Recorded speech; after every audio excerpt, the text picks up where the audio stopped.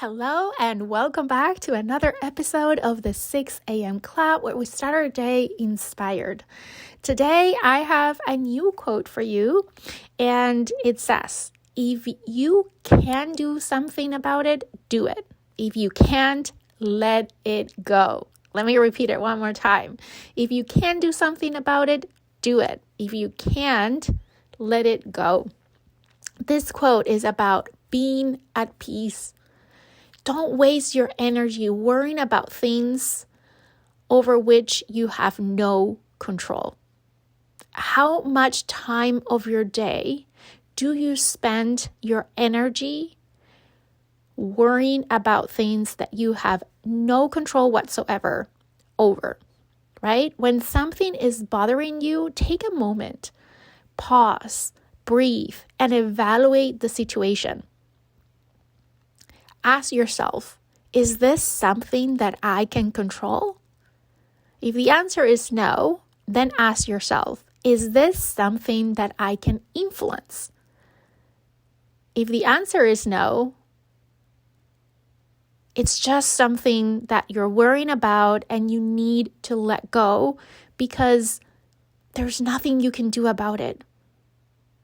Choose to take action to find acceptance and then get on with the rest of your day. I'm someone who I'm pretty motivated. I like to take action. I like to learn on the go. And at the same time, I want to be at peace with the way things are. Right? At least the way things are that are outside of my control. And that has been a challenge because I used to be the person that worried about everything. But it has been one of the most important things for me to work on in order to make sure that I'm focusing my energy and my time on the things that I actually can do something about. And I remember when I read for the first time The 7 Habits of Highly Effective People. Yes, I'm going to bring that book again because I mentioned this before. This is the book that has most impacted my life. I got certified to train the 7 habits, and when I was getting certified, I learned about this concept of the circle of control, the circle of influence, and basically, it's stating what I just mentioned, right? There's 3 concentric circles. The smallest one in the middle is your circle of control. These are the things that are completely under your control. That if you take action, you can directly control the outcome that your actions will have on that particular thing or situation. Then you have the next layer, the next circle around the smaller circle of control is the circle of influence. These are the things, the situations that, while they're not under your control, you can influence. I personally believe there is a ton of things that we can influence. There's always something you can do to influence a decision, to influence the outcome of something. And then there is an outer circle, the biggest of all, which is the circle of concern. These are the things that we worry about, but there's nothing we can do about them. There's no one we can influence to change the situation or impact the outcome, right? I think a perfect example of the circle of concern was the pandemic. Right? During the pandemic, so many things were out of our day-to-day control. They were decisions that were made that maybe you and I agree with, some that we disagree, as well as more complicated things, right? That felt somewhere in the middle ground. One of the toughest things we had during the pandemic was this uncertainty of what to do and what not to do. And it was very chaotic, and it created a lot of anxiety for a lot of people, right? And that is because we kept worrying about things that were just in that circle of concern.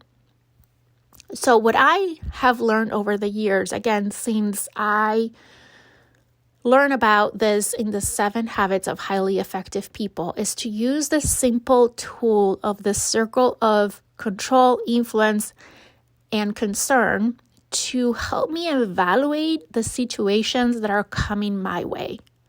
Instead of wasting my energy and my time worrying about things where I have no control, I like to stop and say, okay, where does this fall?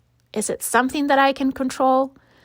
Is it something that somehow I can influence? And if I can influence, how could I influence this? What could I do to influence a decision that would impact this outcome or this situation or make this better?